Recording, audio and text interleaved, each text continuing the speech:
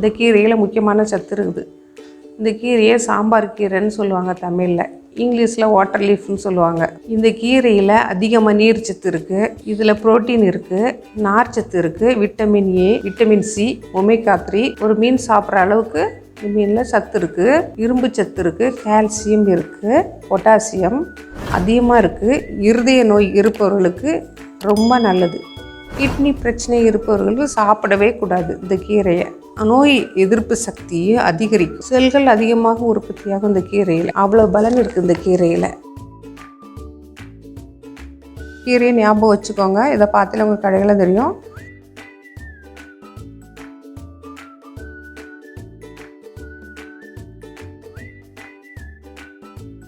அந்த கழுவி வச்சுருக்க கீரையை நம்ம பொடிசாக வெட்டி வச்சுக்கலாம். நான் பருப்பு வெட்டிகிட்டே இருக்கும்போது பருப்பு நம்ம வேக வச்சிடலாம். 150 பருப்பு போட்டிருக்கேன் நான் கழுவி. அதில் பெருங்காய கட்டி கொஞ்சம் போட்டிருக்கேன். ஒரு சின்ன தேவையான பெருங்காய கட்டி, அதில் பெருங்காய கட்டி இல்லைன்னா தூள் போட்டுக்கோங்க. அதில் வெந்தயம் 1 ஸ்பூன் போடுங்க, சீரகம் 1 ஸ்பூன் போடுங்க, மஞ்சத்தூள் 1/4 ஸ்பூன் போடுங்க, தக்காளி நம்மளுக்கு தேவையான தக்காளி போடுங்க. நான் 4 தக்காளி போட்டிருக்கேன். அதில் 200 கிராம் தக்காளி போட்டிருக்கேன். கொஞ்சம் தக்காளி புளி போட மாட்டோம், நல்லா தக்காளி போட்டால் தான் கொஞ்சம் நல்லாயிருக்கும்.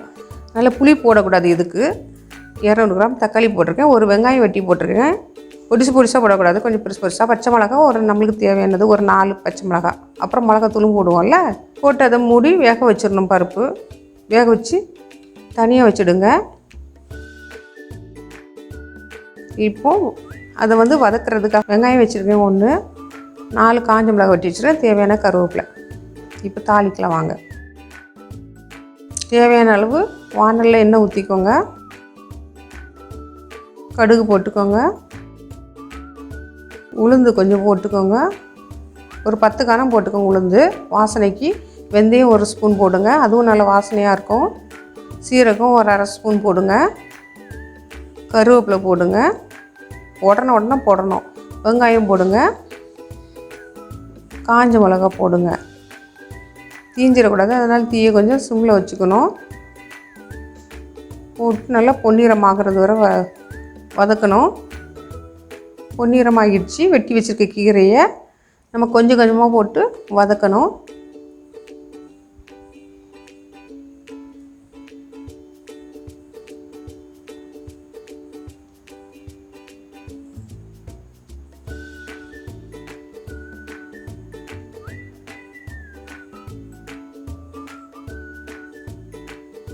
மேலேயும் கீழேயுமா அப்படியே போட்டு கொஞ்சம் கொஞ்சமாக பிடிச்சி வதக்கணும். தன்னாட்டில் அந்த எண்ணெயிலேயே அது வதங்கிடும்.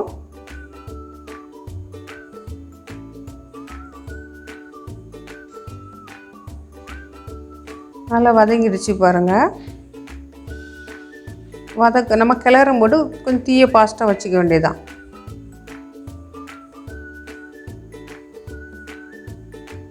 அதுலேயே தண்ணி விடும் லைட்டாக, அதுவே வதங்கிடும். நம்ம தண்ணிலாம் ஊற்றக்கூடாது. இப்போது வெறும் எண்ணெயிலே தான் வதங்கணும்.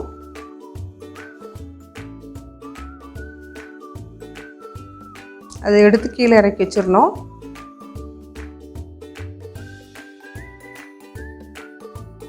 வேக வச்சுருக்க பருப்பை பார்க்கணும், எல்லாம் வெந்திருக்குது பருப்பு நல்லா. இப்போ அந்த தக்காளி அந்த பூண்டுலாம் இருக்குல்ல, அந்த பூண்டெல்லாம் நசுக்கணும். பூண்டு தக்காளியெல்லாம் கொஞ்சம் நசுக்கணும்.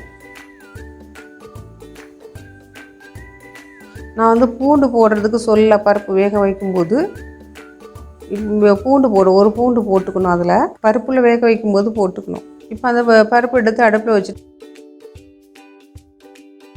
அந்த நம்ம வதக்கியிருக்க கீரை எடுத்து அந்த பருப்பில் போடணும்.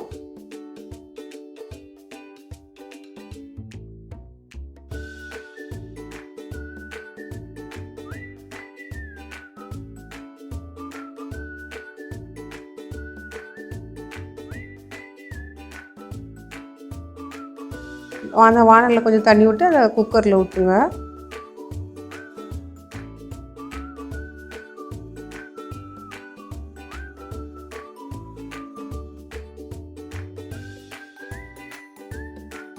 இப்போ உப்பு போட்டுக்கணும், நம்மளுக்கு தேவையான உப்பு. இப்போ கரெக்டாக இருக்குது. இப்போ தான் உப்பு போடணும்.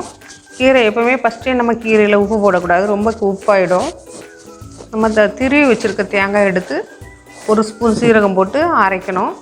ரொம்ப பட்டு போல இல்லை, சும்மா குறக்குறான்னு அரைக்கணும். திருவி வச்சுருக்க தேங்காயை நல்லா கொதிக்கிறதுல இந்த குழம்பு அதில் போடணும். ஒரு 5 நிமிஷம் கொதிக்க விடணும் தேங்காய் போட்டு.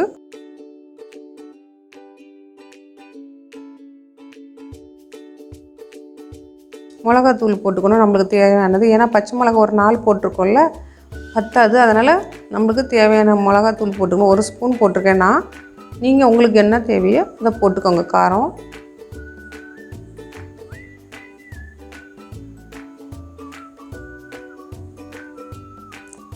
மறுபடியும் கொஞ்சம் தேங்காய் போடுங்க. ஃபஸ்ட்டு கொஞ்சம் போட்டிருக்கோம், இப்போ கொஞ்சம் போடுறோம். ஒன்றாவும் போடலாம், ஒன்றும் பிரச்சனை இல்லை. நான் கொஞ்சம் இப்போ கொஞ்சம் அப்போ கொஞ்சம் போட்டிருக்கேன். நீங்களும் அதேமாரி போடலாம். போட்டு இப்போ இறக்கி வச்சிடணும். 5 நிமிஷம் தேங்காய் போட்டு கொதிச்சதுக்கப்புறம் தான் இறக்கணும். பாருங்கள் எவ்வளோ அழகாக இருக்குது பாருங்கள். சாப்பிட்றதுக்கு நல்லா டேஸ்ட்டாக இருக்கும். இட்லிக்கு சாப்பிட்லாம், தோசைக்கு சாப்பிட்லாம், சாப்பாட்டுக்கு சாப்பிட்லாம். உருளைக்கிழங்கு வறுத்து சாப்பிட்டா சூப்பராக காம்பினேஷன் நல்லாயிருக்கும் இதுக்கு, சாப்பாட்டுக்கு, இந்த சாம்பாருக்கு. பாருங்கள் பார்க்கறதுக்கு சூப்பராக இருக்குது.